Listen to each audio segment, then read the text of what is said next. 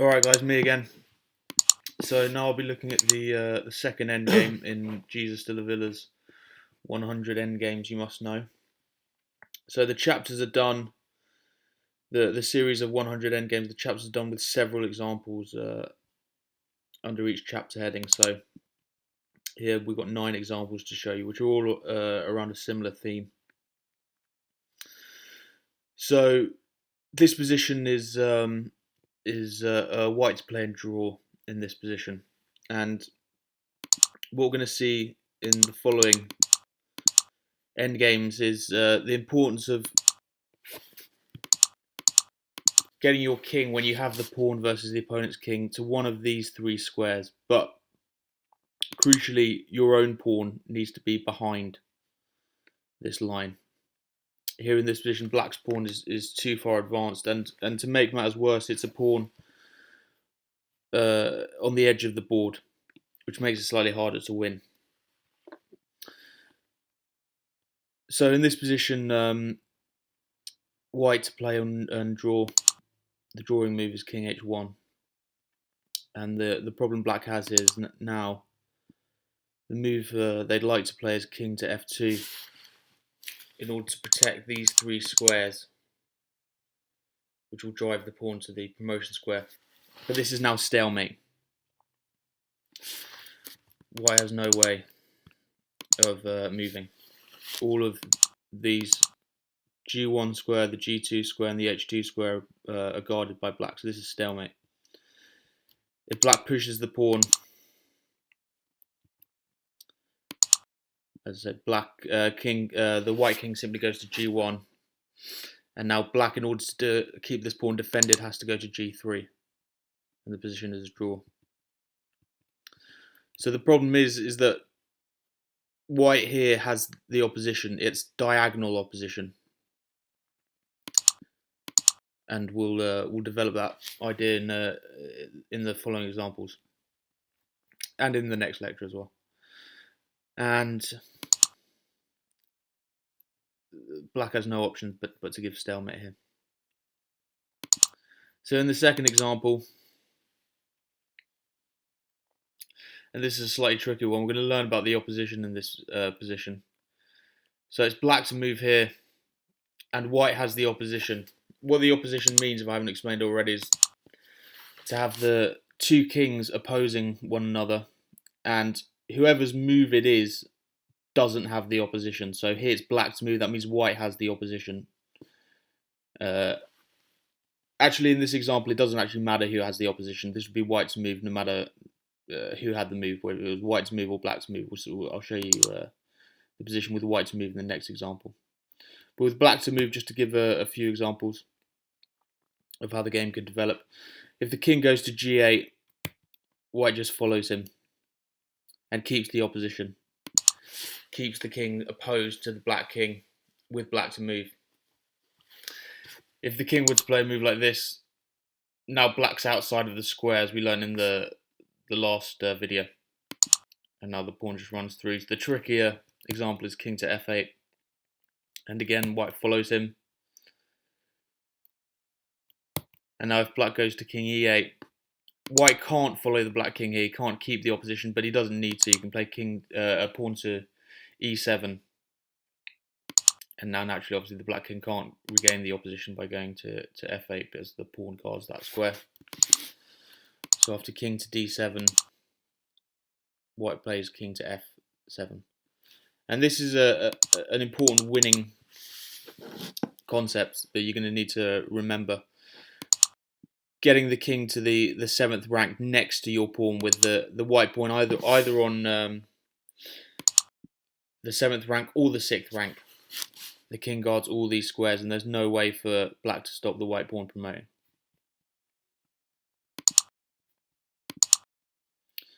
So here's the same position again, same position as the last position, but with white to move. And here, the only winning move is king to f5. Now obviously black has the opposition in this position. After playing king to f5, black can't retain the opposition. Retaining the opposition would mean playing king to f7, as obviously the white pawn guards that square. So now black has this essentially transposes to the previous example. After king g8, the simplest way to win is king g6, winning the opposition again. Retain the opposition. King t8, you play e7. The black king's forced. The only legal move for black is here. And again, you get your king to the 7th rank, side long to the e7 pawn, and you guard these 3 squares. There'll be no way of black stopping the promotion here. And then the other example, of course, black could play this move, and again, you keep the opposition. You face your opponent's king, and the black king is forced to move to the side. If they go here, it's the same position again. And if they go here, it's an easier win. Black can't stop the promotion square. Can't guard the promotion square. These 2 squares are blocked off for the black king.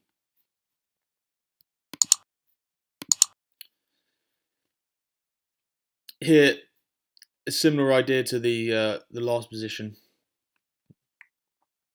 With black to move, the trickiest move for white to face here is king a7, when black's just won the opposition. But again, as we saw in the last example, white has king to b5. And here, black cannot regain the opposition, as the pawn guards that square.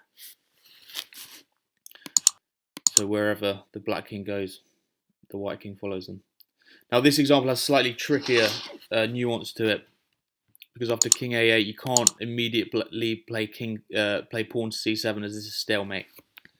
You have to watch out for these little tricks when you have a pawn on the side. But it's very easy to win for white. You play king to c7, and again you get this position with the king on the 7th rank guarding 3 squares, and the pawn can go straight through to promotion.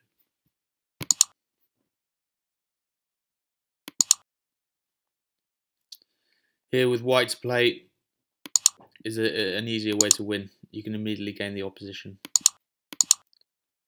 After this sequence of moves, you got to remember not to play c7 due to stalemate. And you get here again. We saw in the first example, I believe, after if black plays king facing the pawn, because you had the opposition here, once you've lost the opposition, you can push your pawn and black can't regain the opposition here. And again, you get your side long king position.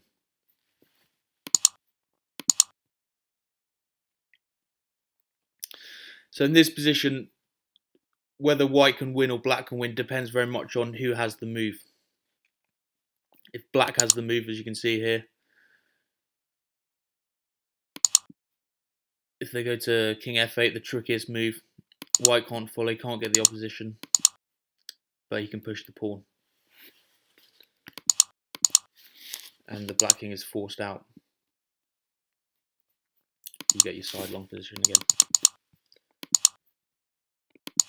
With white to move, this position's a draw, unfortunately. As after pushing the pawn, the king goes to f8, and unfortunately this is stalemate. So in this position, you don't actually want the opposition. You want to be able to lose the opposition by the black king moving there first, as in this example, and then you force the king out. In this position, with white to move, unfortunately, after you lose the opposition, to regain the opposition, you have to give stalemate, unfortunately. Black can't go to either one of these 2 squares. So the important nuance to remember. Once you're in this position, with the king and the pawn next to each other on the 6th rank, you need to have the opposition in order to win. It needs to be black's move for you to win this position. If the pawn was on the 5th rank here, then it wouldn't matter who had the opposition, as we'll see in later examples.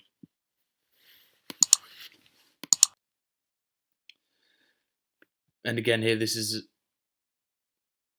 a draw here.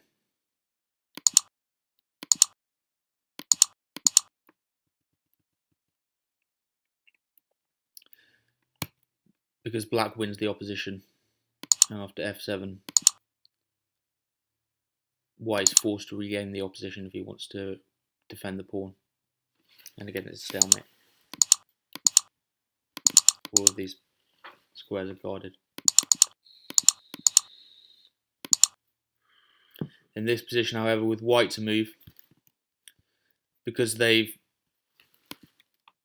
have the opposition, so to speak, here. If king could move here, white would have the opposition. It would be black's move and have to move. But instead of doing that, you can push the pawn. So you lose the opposition at the final hurdle by pushing the pawn, and the black king can't regain. It can't go to any of these four squares even. The black king is forced out. And again, you get your sidelong king position. Your king on the 7th rank, defending the pawn on the side, guarding all these 3 squares, and importantly the promotion square. So that's your basic pawn and king endgame. Cheers.